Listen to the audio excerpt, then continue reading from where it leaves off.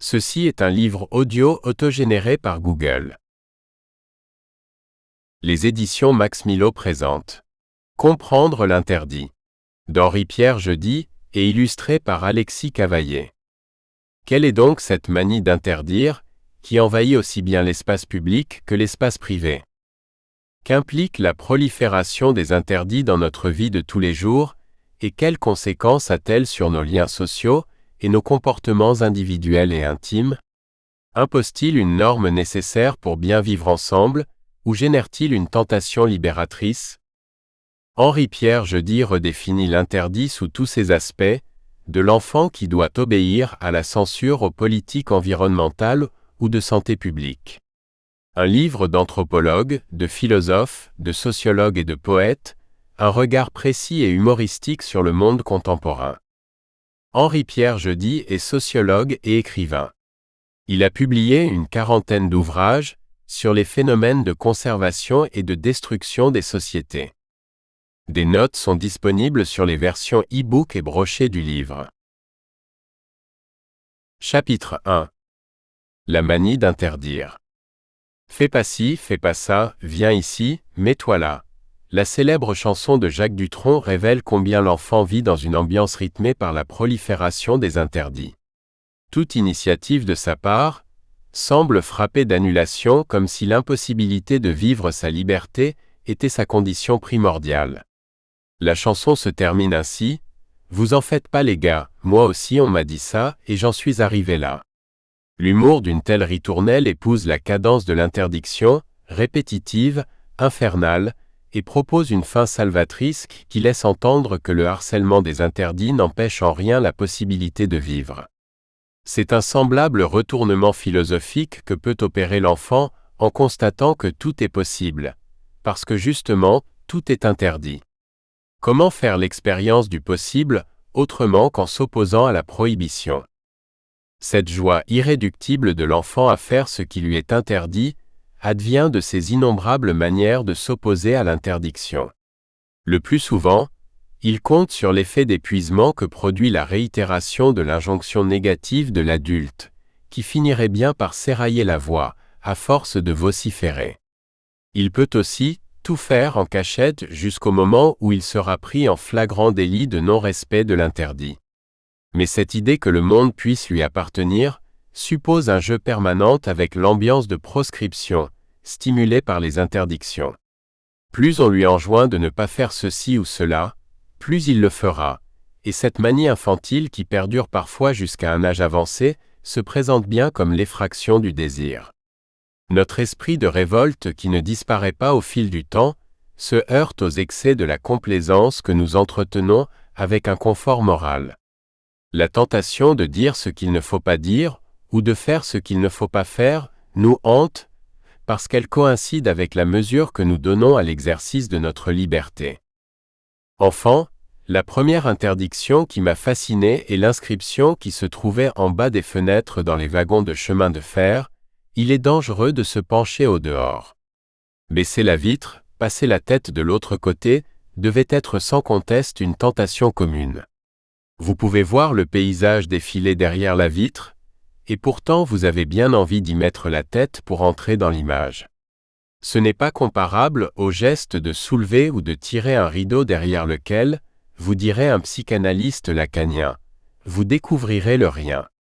Ce n'est pas non plus le passage impossible pour les kantiens, du phénomène au noumen, ou encore l'expérience platonicienne du mythe de la caverne.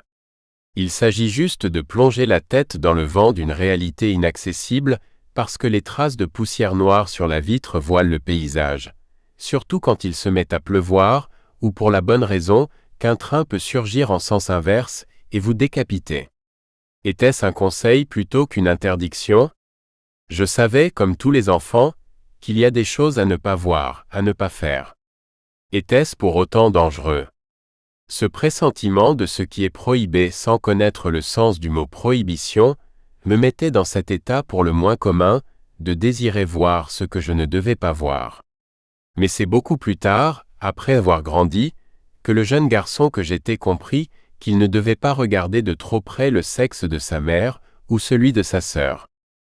Cette relation entre l'invocation du danger exprimée par « il est dangereux de se pencher au dehors » et la prohibition de l'inceste ne va pas de soi, sauf si on admet que dans l'imaginaire de l'enfant, le dehors, c'est le sexe de l'autre, celui qu'il ne doit pas voir.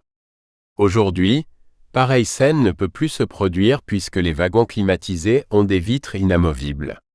Le paysage demeure à tout jamais de l'autre côté de la vitre, et mettre la tête dehors, quand on est dans le train, n'est plus le fruit d'une tentation.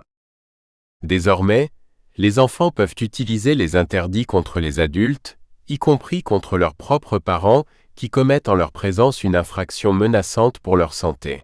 « Tu veux notre mort » s'exclame-t-il quand leur père allume une cigarette dans la voiture.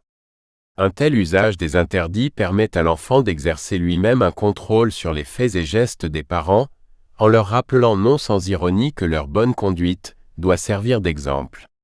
La publicité se sert de l'enfant comme d'un prescripteur actif, autant pour imposer le respect des normes de la conduite automobile que celui des règles de la santé. L'enfant ne subit plus seulement les interdits, il a le pouvoir de rappeler à l'ordre ses propres parents quand ceux-ci n'appliquent pas les normes de protection de leur vie. Dans un ordre régi par des normes pour la survie, l'enjeu est d'apprendre à s'interdire tout ce qui menace la vie, en considérant qu'il s'agit bien d'appliquer des obligations rendues naturelles. C'est d'ailleurs pourquoi le rejet flagrant d'une interdiction, comme celle de fumer, passe pour un signe de régression infantile. Faire ce qu'il ne faut pas faire est une manifestation d'irresponsabilité. Les interdits qui régissent la vie quotidienne semblent aussi répondre à des nécessités vitales pour le devenir de l'humanité. Des raisons sanitaires, prophylactiques, environnementales, viennent toujours légitimer les normes. Quel rapport y a-t-il entre l'interdit et la norme?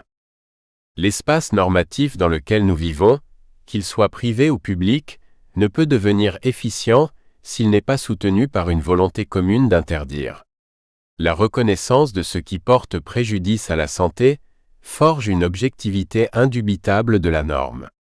Ainsi, le sens donné à l'interdit lui-même ne serait pas remis en cause puisqu'il aurait une qualité écologique universelle. Cette légitimité des normes devient un fondement moral de l'interdit. C'est le bien commun qu'il faut en quelque sorte préserver. Comment douter d'un interdit qui s'impose au nom de la raison et du bien pour tous? Ce n'est plus une personne qui vous dicte des interdits, c'est l'interdit lui-même qui affiche publiquement son bien fondé. Plus personne n'aura besoin de dire « tu ne feras pas cela ». L'interdit se personnalise lui-même en chacun de nos gestes ou de nos éco-gestes de façon automatique. Son rôle est de ne plus apparaître lui-même comme un signe prohibitif grâce à l'effet incroyable de son imposition en nécessité absolue. Je ne fais pas ceci ou cela, parce que c'est interdit, mais pour la raison que c'est vital et nécessaire. Je me donne ainsi l'illusion que c'est de mon plein gré. Le partage d'une didactique de la vie quotidienne, fondée sur la compréhension et l'application des normes, semble permettre de se représenter une vie future possible. Pareille reconnaissance commune de l'utilité de l'interdit paraît pourtant contredite par des mouvements de colère individuels ou communautaires. Il est interdit d'interdire. Cette injonction provocatrice de mai 68 est devenue un slogan dont la puissance de suggestion demeure anachronique, mais encore actuelle. Elle peut paraître naïve et désuète, parce qu'elle invoque un idéal de liberté absolue qui s'avère impossible, mais elle perdure comme l'horizon des révoltes contre tous les abus d'autorité. Certes, tous les interdits ne viennent pas de l'exercice d'un pouvoir, et quand ils deviennent des normes dont la nécessité semble inéluctable, leur rôle ne serait plus de nier notre liberté, mais de la protéger. En quelques décennies, la montée en puissance de l'écologie révèle combien le choix et l'imposition de normes pour sauver la planète se présentent comme une exigence primordiale. Du coup, l'interdit semble avoir viré de bord en passant pour une garantie de survie collective. Protéger toutes les chances de sauver notre liberté supposerait le respect naturel. Nous espérons que vous avez apprécié cet aperçu. Pour continuer à écouter ce livre audio sur Google Play Livres, utilisez le lien dans la description de la vidéo.